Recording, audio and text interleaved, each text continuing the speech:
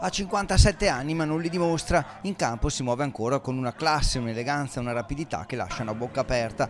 Non gioca più da tempo, la sua ultima partita con l'Australia risale al 1996, proprio allo stadio plebiscito di Padova contro l'Italia. David Campese è forse, con John Alomo, il giocatore di rugby più famoso della storia. La famiglia era emigrata a Sydney da Montecchio Precalcino, Vicenza. Oggi David ha una sua accademia per giovani e ha portato una selezione australiana di quindicenni in giro per l'Europa, chiudendo con una partita amichevole proprio contro il Petrarca. Sono fatto un'email chi vuole venire in Italia.